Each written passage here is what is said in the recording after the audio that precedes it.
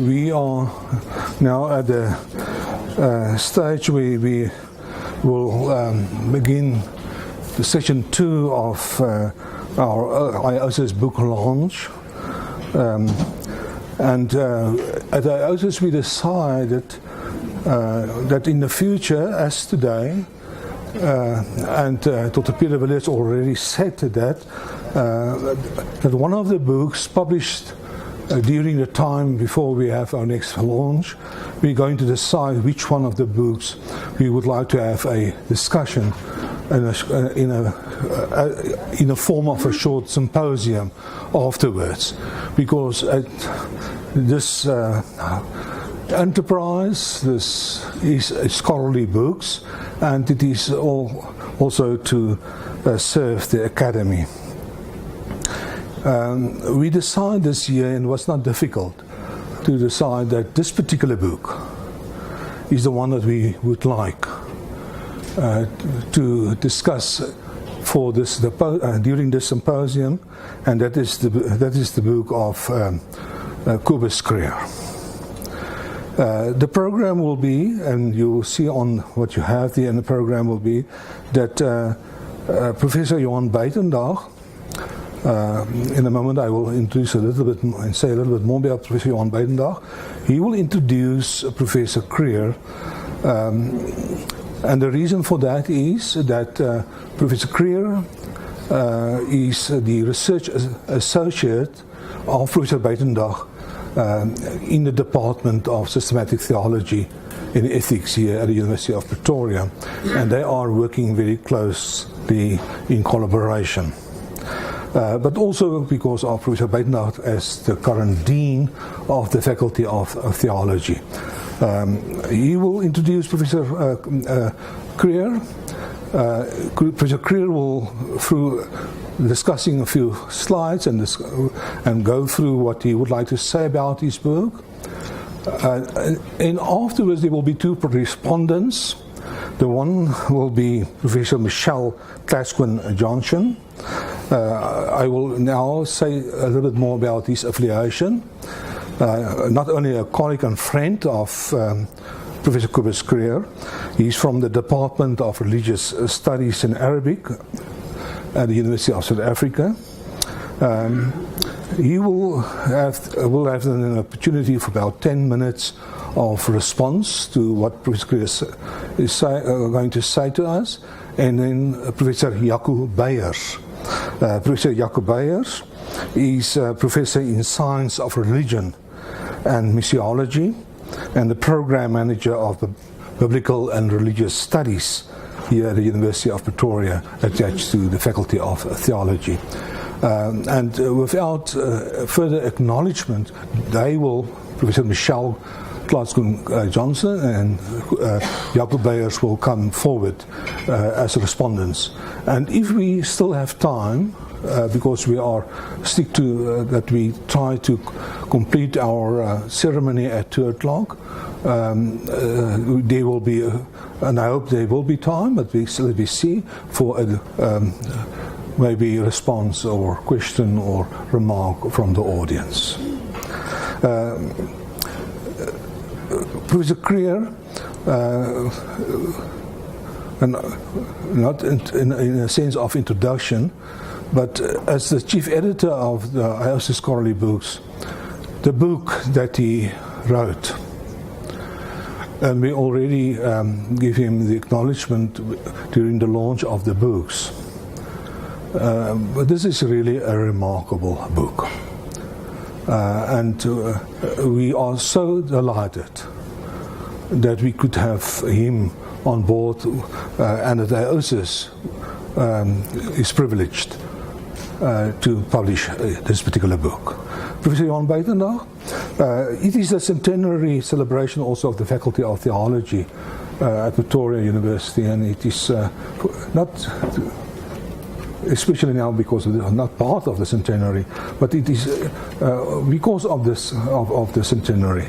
Really nice that you, as a research associate and fellow of Professor Krüger, can be here today, We know you are actually with sabbatical, and still that it is so important for you. We are very, very pleased by that, and also because of it is one of those very last formal ceremonies also, not only as a research fellow, but as dean of this faculty at Pretoria University, because you are also in the point of terminating the term of your deanship at Pretoria University. But I would like you to call upon you to introduce Professor Krüger to us, please.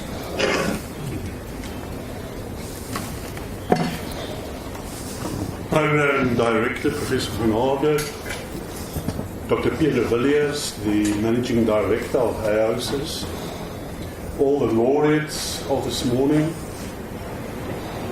Professor Krüger, ladies and gentlemen, it's really a privilege for me this afternoon to introduce to you our guest of honor, Professor Krüger.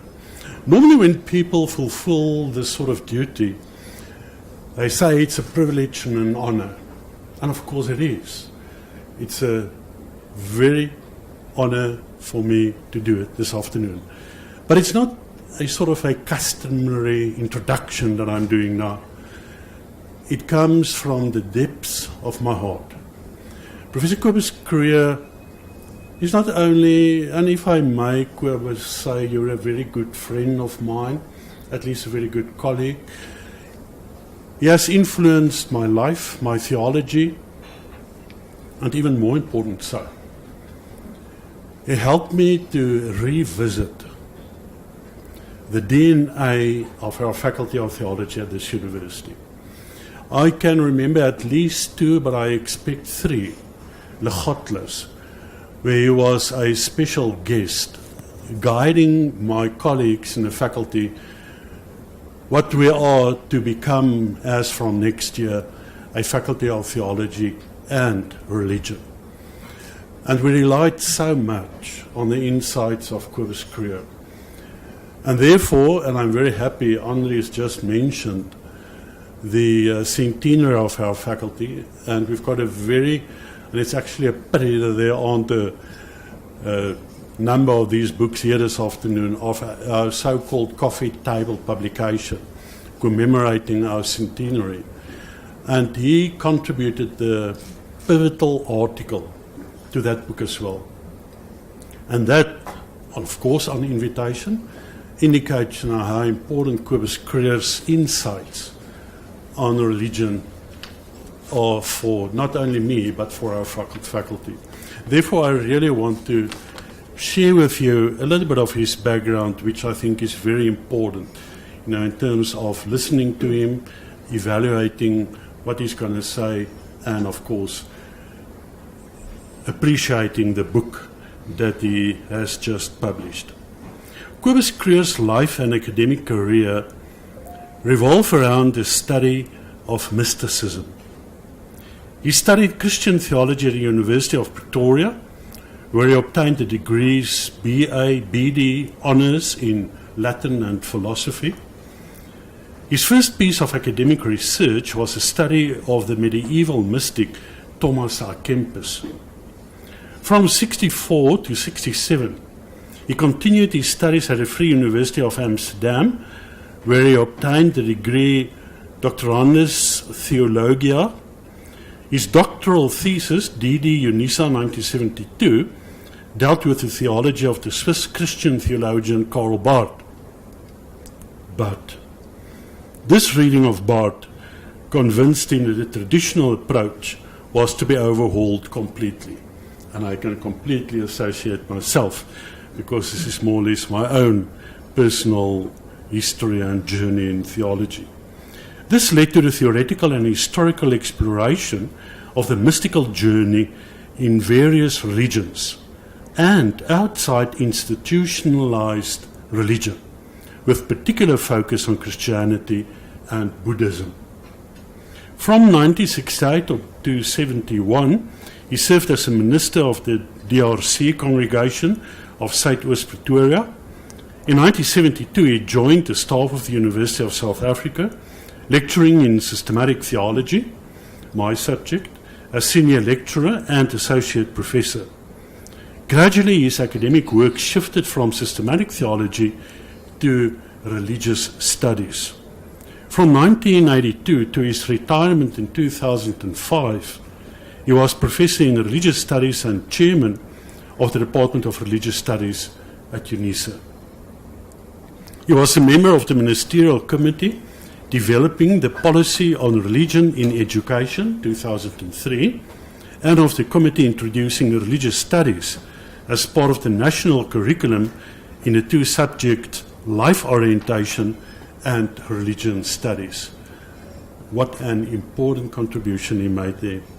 He taught Buddhist history and philosophy at the African Buddhist Seminary of Nan Hua Temple in Bronkhorstspruit, and is presently Emeritus Professor and Research Fellow at UNISA, the University of Pretoria, obviously, and then the University of the Free State. Throughout his main interest has been the development of a framework that would accommodate all religions, understood as the human being's need for radical and comprehensive orientation in the universe, with mysticism as its deepest dimension, and to do that in one theoretical framework of understanding. It's a little bit of a Leiden sentence, and I want to read it again. Is that throughout his main interest has been the development of a framework that would accommodate all religions, understood as the human being's need for radical and comprehensive orientation in the universe, with mysticism as its deepest dimension in one theoretical framework of understanding. And people who know me know that I say theology is nothing but an endeavor to come to grips with reality. Little tale in a manner that matters. He's published at least 16 books, and I know it's going to take a lot of time to take you through all of these books, but I do want to give you sort of a bird's eye view. The first book was published in 1979, and as you see in the last one, in 2017. The first book, Aandag, but just listen to the topics every time. The first book, Aandag, Kalmte en Insig, 'n uiteensetting van Theravada boeddhistiese meditasie aan die hand van die Ma Satipatthana se Sutta. 1982, Studying Religion, a methodological introduction to science of religion. 1989, Meta-Theism, Early Buddhism and Traditional Christian Theism. 1991, Buddhism from the Buddha to Ashoka. 1995, Along Edges, Religion in South Africa, Bushman Christian Buddhist. 1999, Skep die skip leeg en ander vroeë boeddhistiese gedigte. 2000, Die weg van meditasie, 'n vroeë boeddhistiese handleiding. 2001, Mindfulness, Meditation, an Early Buddhist Prescription. 2002, Spoor, religieus akademiese staptog deur 'n kwart eeu. 2003, Duister stilte en wilde woestyn, die mystiek van Jan van Ruysbroek. 2003, and all the Pretoria people would like this title, Sweeping Whirlwinds, a study of religious change, reformed religion and civil religion in the city of Pretoria. 2004, Goddelike oneindigheid, die religieuse metafisika van Giordano Bruno. 2006, Sounding Unsound, beautiful, Orientation into Mysticism. 2007, Turning Points in Buddhist Meditation and Philosophy. 2009, The Human Search for Meaning, a multi-religion introduction to the religions of humankind. And then in 2013, 'n baie belangrike boek, Dante se mystieke reis, eerste tog, Inferno. En jy weet, daar gaan nog 2 en 'n derde tog ook wees. Professor Kobus Krüger, we are so honored to have you this afternoon here. And I really think, for AOSIS to publish this very important book. And an author of your international caliber is, of course, something very much commendable. I introduce him to the audience, and we're looking forward to what you're going to offer us this afternoon. I thank you.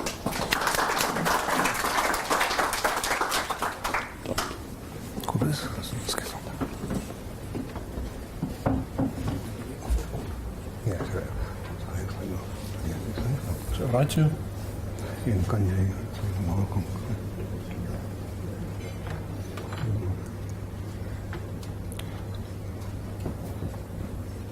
Dear friends, what a privilege for me to stand here this afternoon. Professor Buitendag, thank you for your kind words. I deeply appreciate the interruption of your sabbatical to be present here today. And I must add that your vision and leadership at the present time of new beginnings are keenly observed and appreciated. Professor van Aarde, thank you for your broad and inclusive approach to the field of religion and theology and your care during the publication process of this book. Dr. de Villiers, thank you for publishing this manuscript. I deeply appreciate that. Working with you and your competent and friendly staff was truly an enriching experience. And your role in collaboration with the University of Pretoria in raising the standard of academic publications in South Africa deserves the respect it enjoys. And as I speak, and I see them before me as I speak, the circle of friends, in Pali, Kalyana Mita, who gathered at our home one morning a week for 7 years to read the Dhammapada. That was a life-changing experience. We welcomed many visitors, many participants for shorter periods. However, may I mention by name those who took part for several years, in some cases all 7 of them. And I see them sitting around the table at our home. Cheryl and Johan Herold, Willie and Gerda Potgieter, Helen ter Blanche, Hildegard Berens, Johan Kleinans, Johannes de Villiers, Piet Muller, Pieter Erasmus, and my wife Christina. Thank you for an unforgettable reading experience and for your contribution in understanding the ancient book. The growth of the ideas behind this book go back many long years, and along that way I enjoy the understanding and support of my family, of friends and colleagues, often extended over decades. You know how highly I treasure you. Now, the Dhammapada is a collection of 423 verses written down on palm leaves in the 1st century before the Common Era, but in essence going back to the words of Siddhartha Gautama round about the 5th, 6th centuries before the Common Era. Allow me to start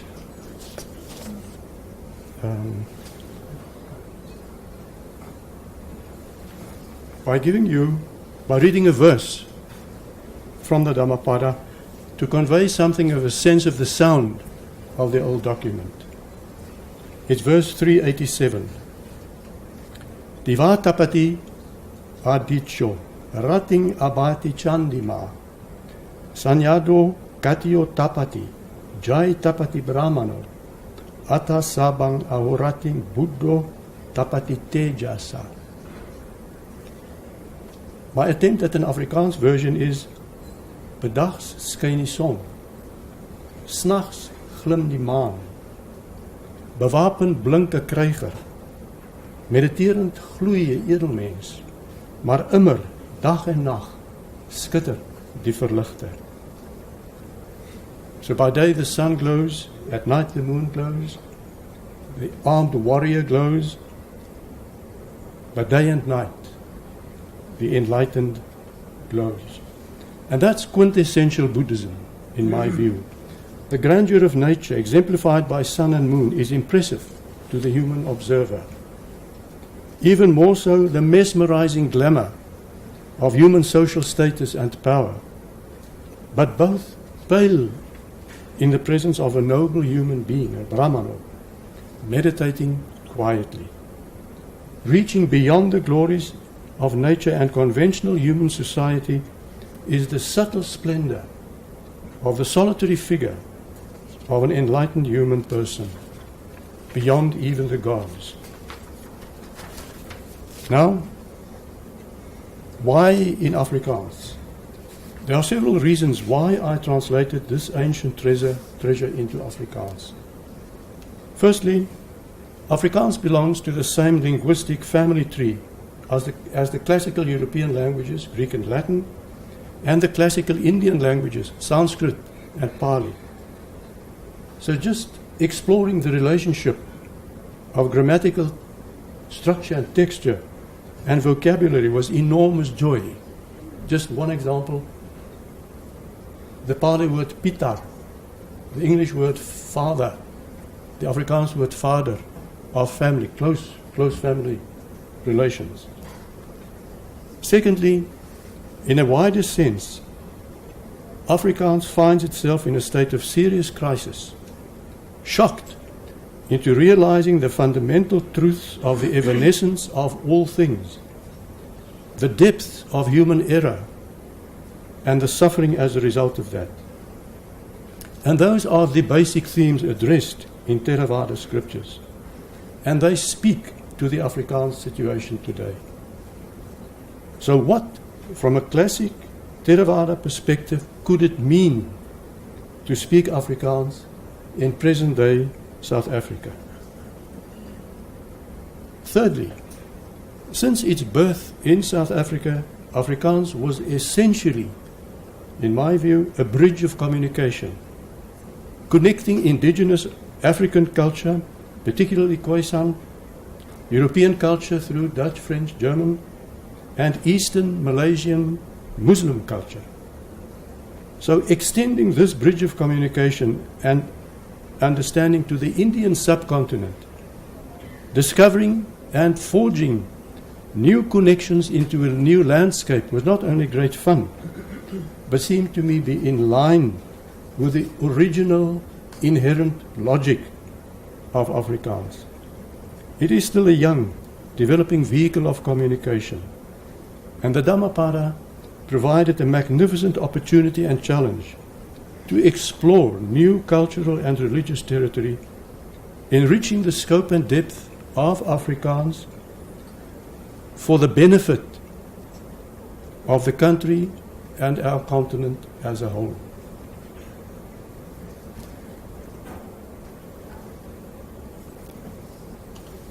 What I attempted was not a free translation at all, in the sense of loosely staying in touch with the original, yet in fact intended to be a literary achievement of my own. It was not that. My translation strategy was conservative, staying as close to the original as possible, yet making the inevitable and necessary compromises to communicate across really vast gulfs of time, space, and culture. It's not a poetic translation either, but one staying close to spoken language, but with a certain sense, nevertheless, I hope, of sound and rhythm. And this, I trusted, would be in line with the spirit of the old verses. Pali poetry is a complex field. In some respects, no doubt, comparable to Greek poetry of that same period, but differing in one essential dimension. The Pali poets of old were not breastfed on Mount Parnassus, claiming divine inspiration, and they were not famous, their foreheads adorned with wreaths of laurel. These unknown poets wanted to be nothing more than anonymous monks, carrying the message of non-permanence and non-substance and absolute emptiness, and their moral implications of non-greed and non-hatred and non-violence taught by their teacher. So allow me to introduce another verse. 363. This is a portrait of a good monk by another monk, an aesthetically accomplished one. And there it is said, soet is die taal van 'n monnik wat beheers in spraak, nederig en met insig praat en die boodskap in sy strekking so verhelder. This is really a self-portrait of the poet monk speaking here. All the emphasis is on the quiet inner quality of the communicator, the restraint, moderation, humility, clarity of speech, his full comprehension of what is at stake and of the profound and far-reaching implications of his words. So the verses translated are accompanied by interpretive commentary and at times quite lengthy excursions in a style that I term tendential interpretation. And here I moved quite freely. The best way to indigenize a foreign plant, and this is foreign, would not be to uproot a fully grown plant from its own soil, to stick it in the ground in another environment, but to take a handful of seeds, to look at them, to weigh them in your hand, to feel their texture, smell them, then sow them in the new environment, in soil that you know and understand, and watch and tend them as they grow. That is what I attempted to do with the original Pali word seeds and conceptual seeds, trusting that they could grow into Afrikaans Theravada, so to speak. Yet it was emphatically not done in a propagandistic style, for the path of truth, in line with the Dhammapada, leads towards and peaks out in silence. In the Dhammapada, I do not engage in historical criticism in a strict sense. What was historical fact, anecdote, or mythopoetic fiction around the Buddha wasn't really relevant to the argument. Nor did I engage in textual criticism, the history of the canon formation, or the history of Buddhist philosophy in general.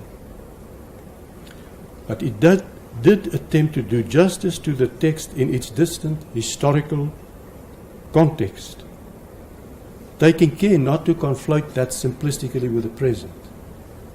In addition, I attempted to understand the conscious, deliberate, intentional structure of the old book, and to discover, if possible, the wider implied metaphysical, mystical tendency of the book underlying the text, perhaps not articulated explicitly in the text itself. So why bother with this ancient, distant Buddhist text? So I might say something about my own experience. I started moving in this direction in the late 1960s, early 1970s, when morally and intellectually and practically the writing on the wall as far as apartheid was concerned was clear for all to see. Seeing through that political system was the easy part, and I got over that quickly. The more difficult part was how to relate to the church, the specific tradition and the religion as a whole that seemed to somehow have made that possible. That took much longer. Was domination and power perhaps subtly ingrained in the structure of theism as such? In the case of Christianity, going back to ancient patriarchal Semitic patterns of thought, and taking final shape in the Roman Empire, in competition with the Roman Empire, adopting some features from the Roman Empire, and eventually outlasting the Roman Empire. If so, was there a way out, perhaps leading to an open beyond? So I found myself in a process of tumbling dominoes, leaving no absolutistic claim to truth and power standing. However, the outcome was not angry atheism or anything of the kind, but a discovery of the mystical depth present in all religion, like a deeply hidden, clear pool. So in the middle 1970s, I encountered Buddhism and Taoism, which seemed worth exploring, and it became a journey of rich discovery. So I gradually, I don't want to elaborate this, but that's what lies behind this.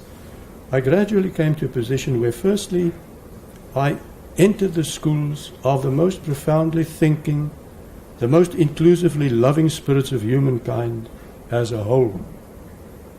I would not submit blindly to and follow any, but enter into a receptive and critical weighing relationship with at least some of them, as far as I could have access to them and as far as possible. Secondly, I became interested in such teachings in all their stages and forms, poetry, stories, and yet even scholasticism, with its passion for intellectual precision and comprehensiveness. That is beautiful. But I turned away from attitudes and formulas claiming to capture absolute truth finally, and sensed that the most profound understanding has experience of unsound, beyond all words, concepts, and intellectual schemes, at the utter limit of human capability.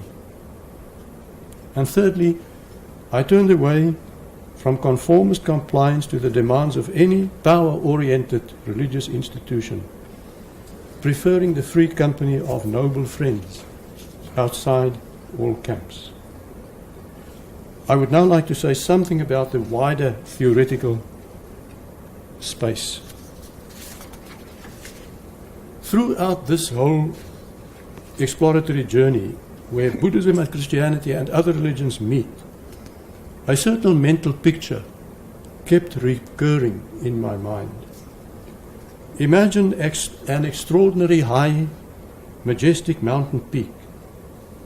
From that supreme height, a few imagined travelers on hoër kouer paaie, higher colder paths, to quote Van Wyk Lou,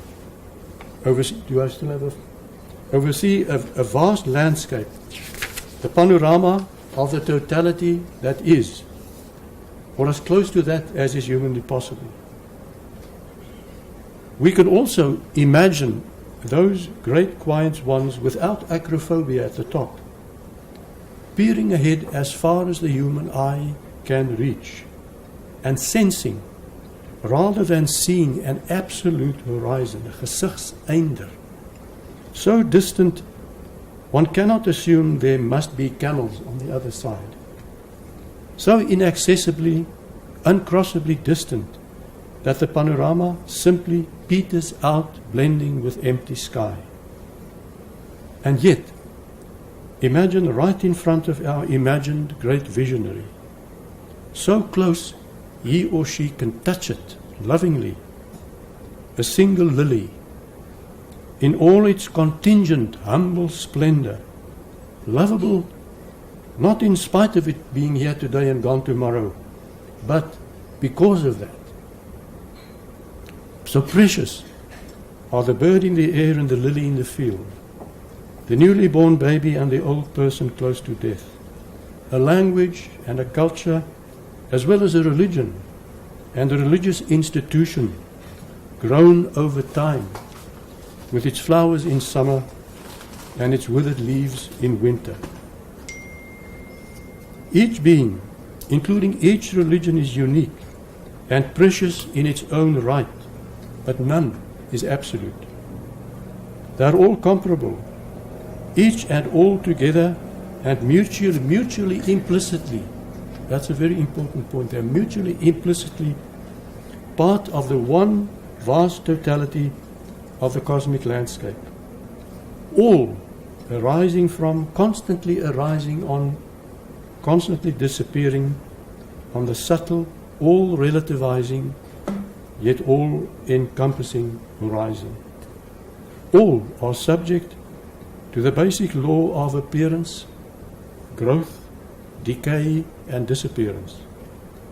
Part of the vast landscape in the embrace of the empty and emptying horizon. And that's what the Dhammapada is essentially about. May I use the analogy of a mountain again in a slightly different sense. At the top are the great solitary ones. Yes, ones. The Pali word is eko, which I translated as eenling, alleenling, with true insight into the depth of things, with panoramic vision and universal love.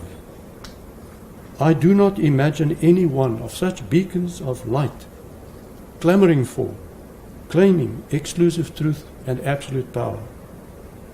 I imagine such great religious, mystical ones to be clothed with quiet dignity and inner authority, communicating not triumphantly but selflessly, between their words and in their words, silence. So laboring up and down the steep slopes are those such as religious intellectuals who may suspect the great panorama, but perhaps not quite, who may not have seen it yet or attained the ultimate vision and peace. And on the plateaus and in the lower valleys lie the precious villages where people are born, live and die like birds and lilies, yet seeking meaning in religions. The art of mystical mountaineering would be to climb as high as possible, to see as wide as possible, and yet not to denigrate, but to respect every single flower or religion, simply because they are and have managed to survive. Also not to lose touch with village life in the valley, to knowingly take leave of it, and precisely because of that, to return to it in love and solidarity. So the exercise engaged in this translation was not a religious one, in the sense of subscribing to or prescribing any one of the historical religions. It does not prescribe encapsulation in any closed, exclusive religious system. It does not reduce any religion as a set of beliefs to any other one, but respects and upholds real differences. It does not mix and match various religions, but seeks an integral understanding. Does not engage in religious tourism, either as guide or tourist. Does not seek merely compare religions, establishing similarities and differences, and that's that, but seeks the meta-religious space beyond all. So I had the sense of a beautiful wilderness without any set routes. One may wander into that, filled with curiosity and a fascination and a sense of adventure. One may find one's own way in accordance with the landscape and the availability of nourishment and one's inner sense of direction. Others have traveled this landscape before us, these people, and we can pick up their tracks and reconstruct and understand their historical roots. So the book attempts to overcome religious apartheid, and the Dhammapada beckons us into a meta-dimension where all religions peter out in silence and from where all arise. So perhaps just in conclusion, just one short verse perhaps. Party besef nie, ons kom almal hier tot 'n einde nie. Maar wie dit besef, sy twiste kom tot 'n einde. That applies to religions as well.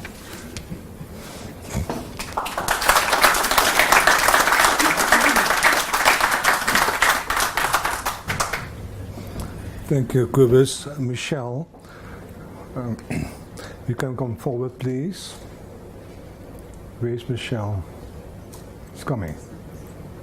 And then Jaco, without the announcement, please. Michelle, please.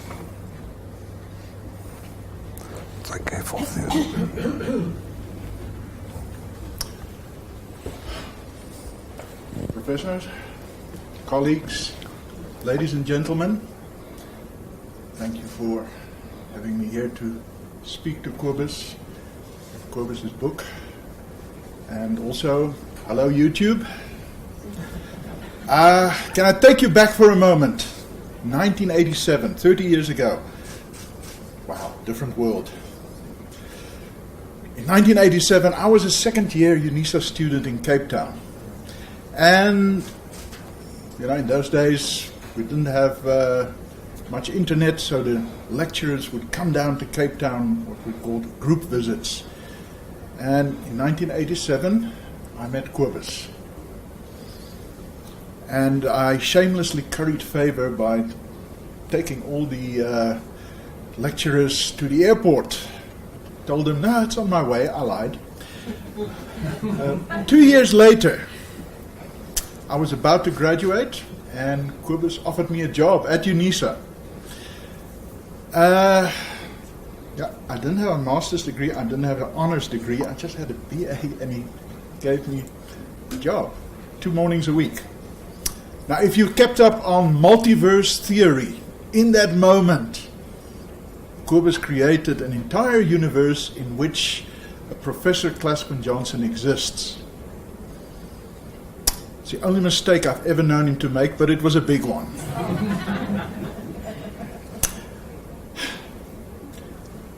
Kobus is not just an academic who writes about mysticism. He is himself a mystic. And in that, I was never able to follow him. Because I'm a flat-footed Dutchman. I'm a naive realist. And despite that, he was able to guide me into academia and allow me to find my own space. You can ask any of Kobus's students. He's not interested in creating mini-me's. He's not interested in creating a legion of Kobus juniors. Every student that he's had has found his own space. So I've known Kobus for 30 years. En ek is eintlik al 30 jaar lank jaloers op hom. Vir die gemak waarmee hy nuwe tale kan aanleer. Hy het 'n vertaling gedoen van Dante. As jy middeleeuse Italiaans moet aanleer, geen probleem nie. En voor dit, middeleeuse Vlaams, Pali. Ek was altyd baie jaloers op hom. Maar die taal waarna hy elke keer terugkeer, is Afrikaans. En ek dink, in hierdie tyd is dit iets waarvoor ons werklik dankbaar moet wees, dat daar nog mense is soos Kobus, wat nog altyd bereid is om in Afrikaans te werk, om Afrikaans verder in die wêreld van denke te bring. Okay, the Dhammapada, as you've heard from Kobus, 423 verses. So let's start with verse 1 and work our way up. Okay, I'm not going to do that. You have to buy the book. But I'm going to do one verse. Can I do one verse? Please. Chapter 8, verse 100. Better than 1,000 useless words is a single word that when you hear it, it brings peace. Now, the Dhammapada is what we call wisdom literature. In biblical terms, it's the equivalent of Proverbs or Ecclesiastes. And the funny thing about wisdom literature is you don't need to belong to that religion to appreciate it. You don't need to be Christian to read Proverbs and say, wow, there's depth in here. You just need to be human. And the same is true of the Dhammapada. Every line in it is a tiny little jewel, one beautiful thought. You do not need to be a Buddhist to see it, to appreciate it. You won't become a Buddhist from reading it. It just speaks to the human condition. Now, I've actually read Krüger's book because I was one of the reviewers. I'm sorry, am I allowed to say that now? No, but okay. Okay. Blind peer review's over, so. And so, let me just repeat that line. Better than 1,000 useless words is a single word that when you hear it, brings peace. We are academics. We produce words. That's our product.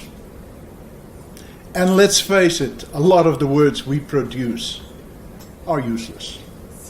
You spend 4, 5, 6 years on your PhD, and if you're lucky, 12 people in the world are ever going to read it from cover to cover. And you spend months working on an article, and wow, somebody cited me. So, there are many words in Krüger's book. There are no useless words in Krüger's book. Laai die ding af, koop hom, lees hom. Krüger, thank you for never retiring. Yeah. Because what you have given us since you retired has been of unbelievable value. Thank you.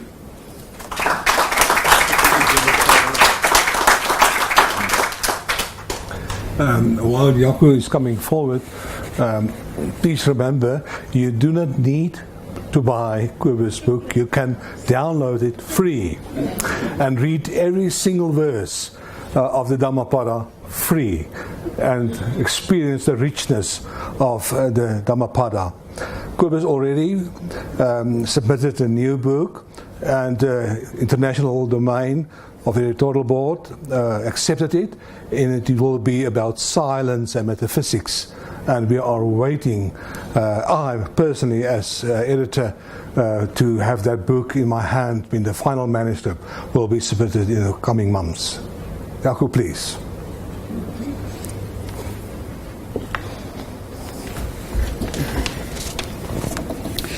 Ladies and gentlemen, it is indeed a privilege, yes, the word that Dean used, a privilege here to speak today, in that sense, here at the day of the presentation of this book by Professor Krüger. It is my privilege to share a podium with him. Professor Krüger, dit is vir my werklik 'n voorreg om iets oor u boek te mag sê. Only a couple of ideas from my side. In 1953, the German philosopher Karl Jaspers wrote the book entitled The Origin and Goal of History. Now, in this book, originally published in German in 1949, he stated his theory as to the existence of what he referred to as an actual age, a period during which patterns of thought in different cultural centra around the world simultaneously developed to such an extent that the result was the emergence of prominent religions still existing today. Now, in explaining this phenomenon of the actual age, Jaspers explains how these religions developed due to the particular way in which the relationship, the configuration between matter and spirit is viewed.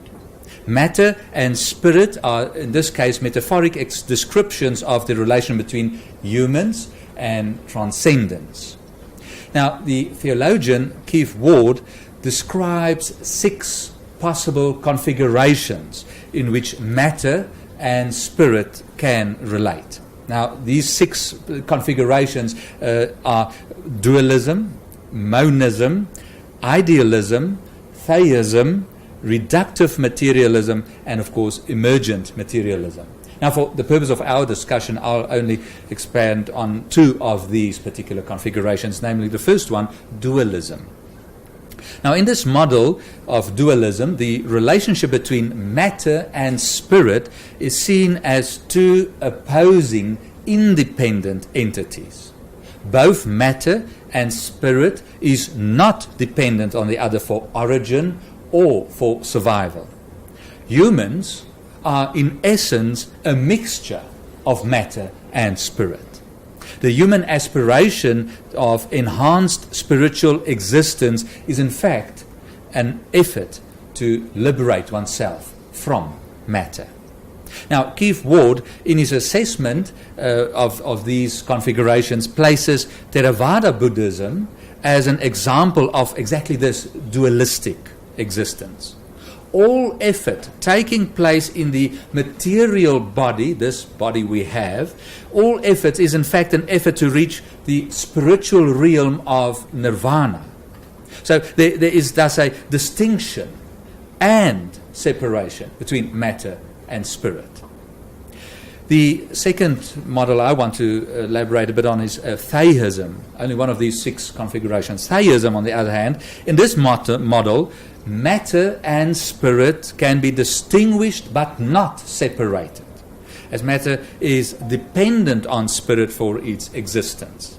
Spirit has an influence on and may even determine all that happens in the material world.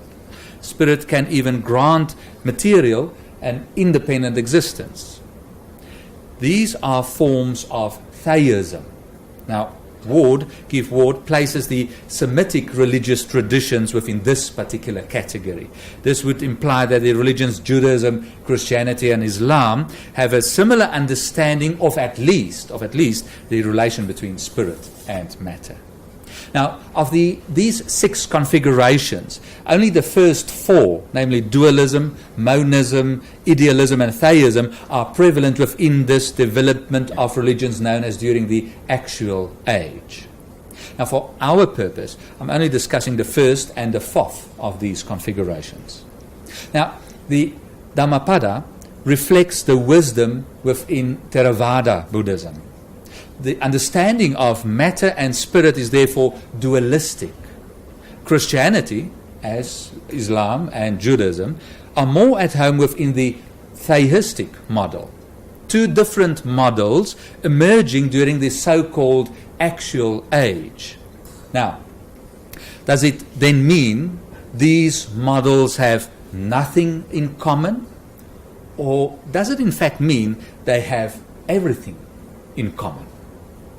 Now, the purpose of the book by Professor Krüger is not to discuss similarities or differences between Christianity and Theravada Buddhism.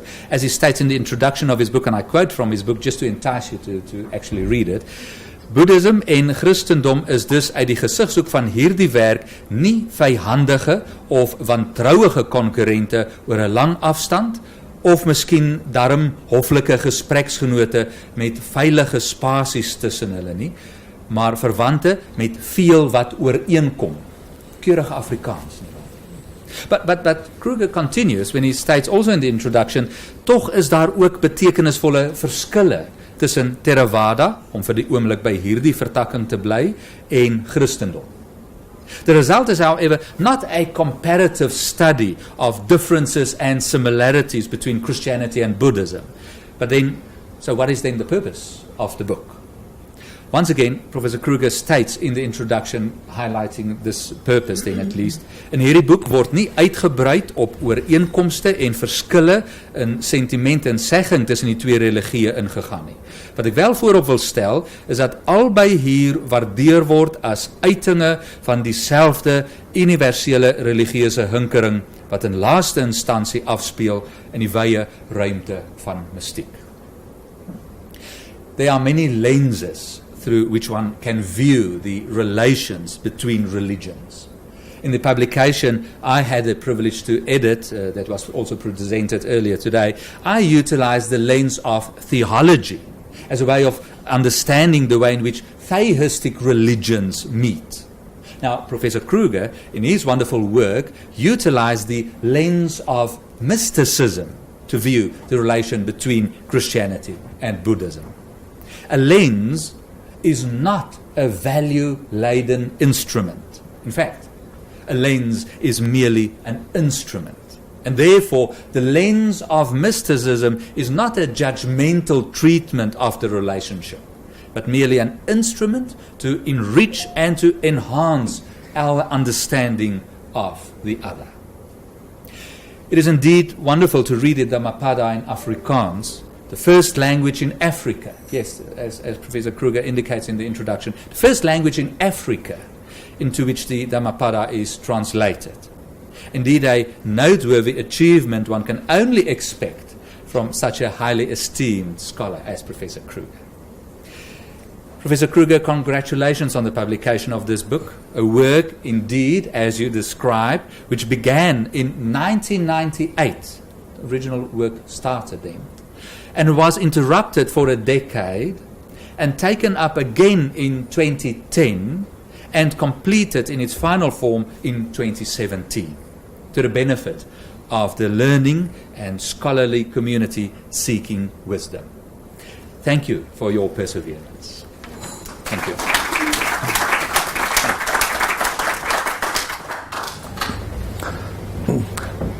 Friends, we will unfortunately not have time for discussion. Before I ask Dr. Pierre de Villiers for the closing of our day, from my side, I need to say that what happened this afternoon is not something by coincidence. It is, in a sense, a spiritual experience,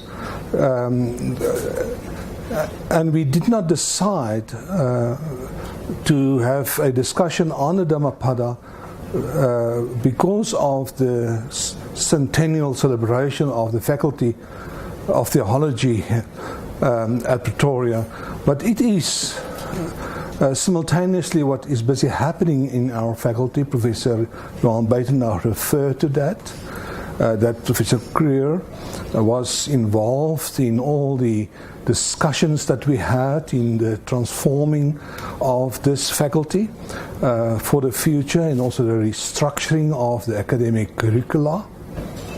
And the change of the name of this faculty that is now Theology and Religion.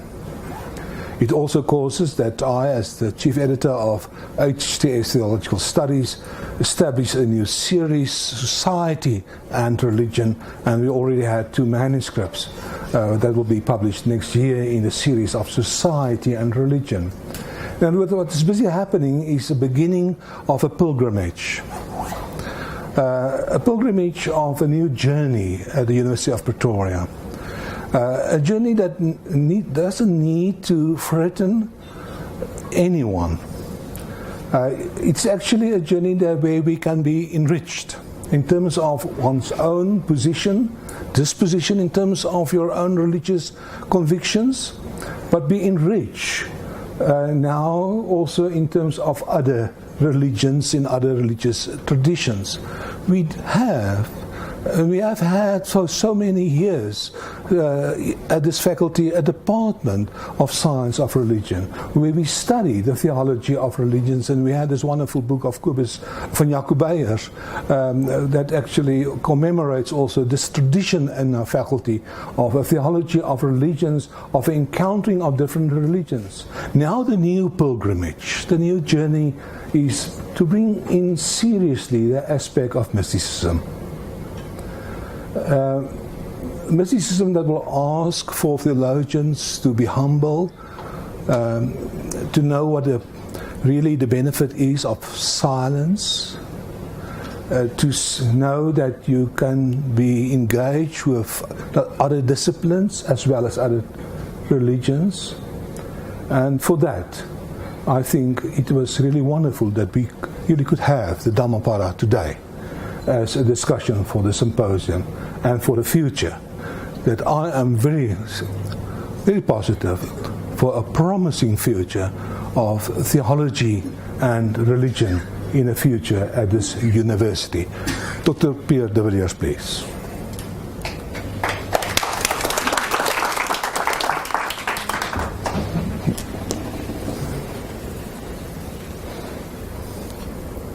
Ladies and gentlemen, it is then my pleasure to close this symposium by saying a few last words. First of all, Kobus, this was really an enriching experience for me to listen to your presentation today.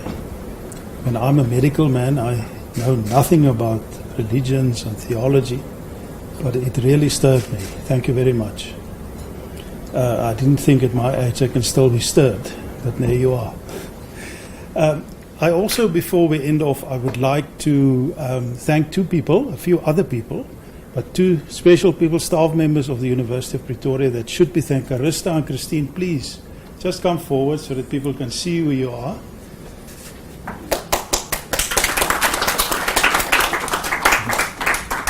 Christine Nell, who is the, can I say, coordinator or representative of the Faculty of Theology at the library.